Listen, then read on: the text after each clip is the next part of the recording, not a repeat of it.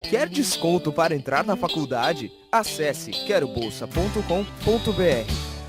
Olá, bem-vindos ao quadro. Na última aula nós mostramos como calcular a frequência dos alelos nas populações. Mostramos como nós calculamos a frequência do alelo Azão e do alelo Azinho. E aí, pessoal, sob determinadas condições, essas frequências de alelos permanecem inalteradas ao longo de várias gerações. E quando isso acontece, nós falamos que essa população está em equilíbrio. É o equilíbrio de Hardenberg. Provavelmente vocês já devem ter ouvido falar no princípio de Hardenberg. Nessa aula nós vamos entender como que isso funciona. Então vamos lá. Na última aula nós vimos que a frequência do alelo Azão é 0,6 ou 60%. E a frequência do alelo Azinho é 0,4 ou 40%. E eu falei também que na população mendeliana, os indivíduos se reproduzem de maneira sexuada. Então, como que seriam os gametas desses indivíduos? Nós já sabemos que cada gameta porta apenas um alelo. Os gametas são haploides. Então, cada gameta, independentemente se for masculino ou feminino, vai apresentar um alelo azão ou um alelo azinho. E qual que vai ser a frequência de alelos nesses gametas? Se a frequência de um azão é 0,6, aqui nos gametas nós temos também essa mesma frequência, ou seja, 60% dos gametas serão portadores de um alelo azão. E do alelo azinho, como que vai ficar? Se a frequência de um alelo azinho é 0,4, nos gametas isso também vai se manter. Então, 40% dos gametas terão um alelo azinho. Agora, pessoal, vamos pensar nos indivíduos. Os indivíduos são diploides, então eles vão ter um par de alelos. Bom, vamos pensar na primeira possibilidade, que é de indivíduos azão-azão, que são homozigotos dominantes. E para acontecer a formação desse indivíduo azão-azão, um gameta masculino deve encontrar com um gameta feminino. Então, já representei aqui um espermatozoide e um óvulo. E quais que vão ser os alelos desses gametas? Bom, se um indivíduo é azão-azão, um gameta obrigatoriamente deve ter um azão e o outro também.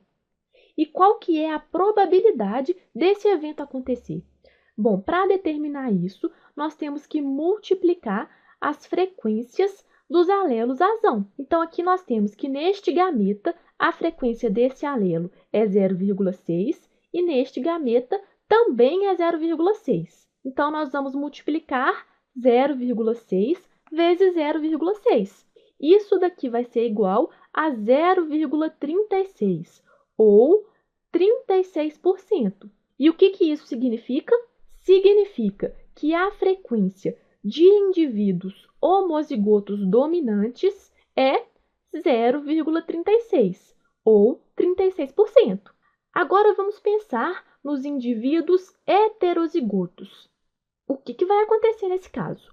Para a formação de um indivíduo heterozigoto, nós temos duas possibilidades.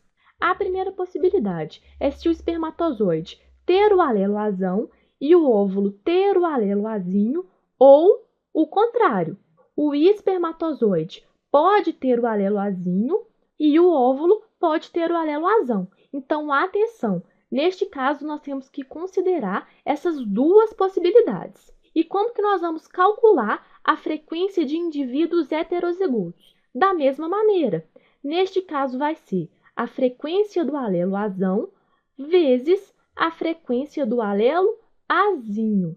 Lembrando que são duas possibilidades. Então, pode ser a frequência do azinho vezes a frequência do azão. Então, primeira possibilidade, frequência do azão 0,6 e a frequência do azinho 0,4.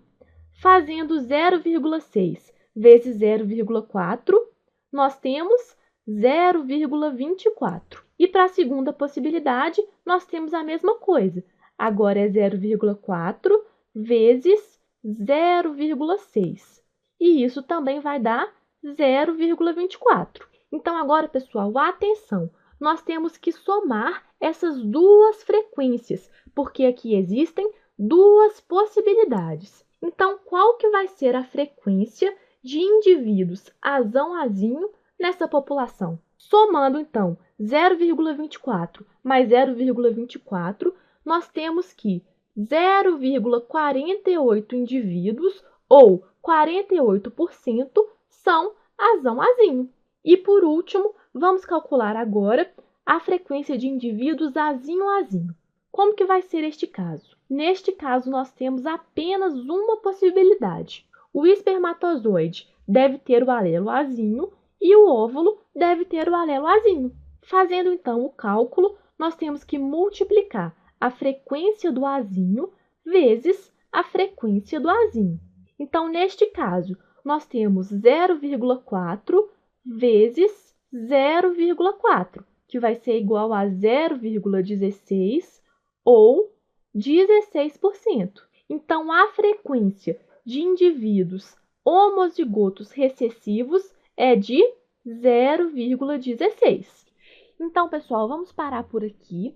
Espero que vocês tenham entendido como calcular a frequência de cada indivíduo homozigoto dominante, heterozigoto e homozigoto recessivo, e também a frequência de cada alelo separadamente, a frequência do azão e a frequência do azinho. Na próxima aula, vamos continuar com o equilíbrio de Hardenberg. Te espero lá. Até mais!